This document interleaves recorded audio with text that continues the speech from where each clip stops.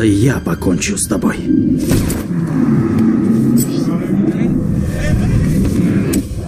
Здравствуйте, я дипломированный врач китайской медицины, специалист по иглотерапии, и поэтому я решил сегодня сделать видеореакцию на сцену из фильма «Поцелуй дракона».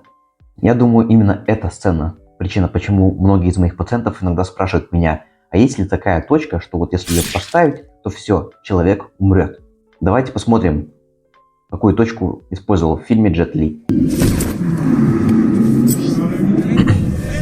В этот момент я вообще не помню. Мне всю жизнь казалось, что Джет Ли поставил точку рукой. Он, оказывается, это еще и ртом умудрился сделать.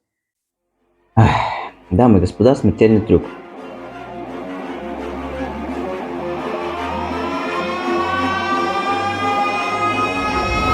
Оп. Тогда получилось. Наконец-то, ё-моё. Такое довольно трудно сделать зубами. Но иглы практически не чувствуешь. Губами еще нормально, но они должны быть прям такие накачанными. Но сделать, в принципе, возможно.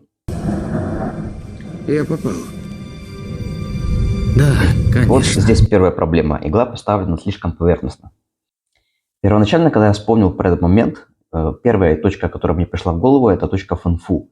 Однако, если посмотреть на эту картинку из сцены фильма, то можно увидеть, что игла находится ниже линии волос. Очень часто точки в этой области доходят именно по линии волос. Поэтому она не слишком совпадает, но больше напоминает точку Ямын. Давайте немного посмотрим анатомию этой точки. В первую очередь игла должна пройти через выйную связку. После этого она проходит между первым и вторым шейным позвонком, где может задеть задние спинномозговые артерии и вены, что приведет, конечно, к локальному кровотечению. После чего проходит через белое и серое вещество, что может вызвать у жертвы боль и рефлекторные движения.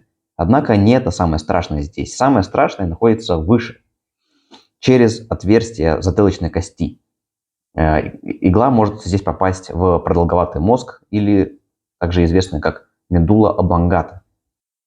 Это опасно, потому что продолговатый мозг – это посредник между главным мозгом и спинным мозгом. Что ты сделал со мной? Вонзил иглу в шею. И только в особую точку. Запретную точку. Это называется «Поцелуй дракона». Поцелуй меня в зад!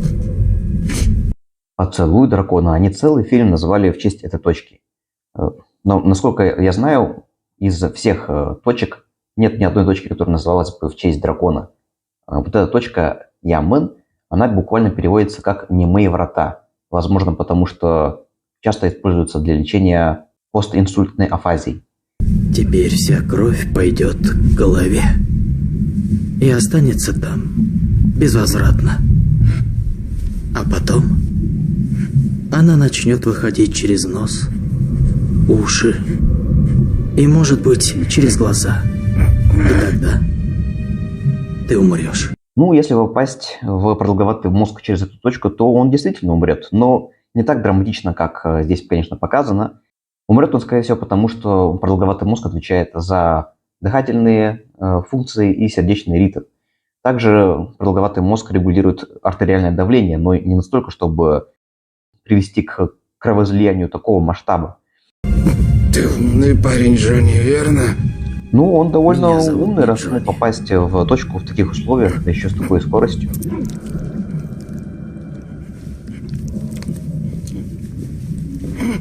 Вот еще один момент. Игла слишком короткая. Такой иглой дошкряпать до нужного места будет очень трудно. Вот как бы эта сцена выглядела в более реалистичном фильме. Во-первых, нам нужна более длинная и толстая игла. Почему? Потому что мы должны нанести как можно больше увечья. Ну, то есть не мы, ну, допустим, герой фильма, да, должен нанести как можно больше увечья. Для этого лучше взять иглу где-то 70 мм. Такие иглы обычно используются для иглотерапии ягодиц и живота. И важно, чтобы игла была как можно толще. Иглу берем руками, а не ртом, что логично. И здесь нужно бить по направлению вверх, по направлению к продолговатому мозгу. И лучше всего после удара еще потыкать туда-сюда, чтобы уж точно попасть куда надо. Итоги. Моя оценка реалистичности сцены 4 из 10. Да, точка реально существует, она реально может быть опасна, но исполнение и привлечение этой точки не соответствуют реальности. Надеюсь, вам эти знания, которые вы сегодня увидели в этом видео, не пригодятся в жизни. Если вам понравилось, ставьте лайк. И если хотите увидеть больше таких видео-реакций на сцены из фильмов или сериалов, то пишите в комментариях. Зайди!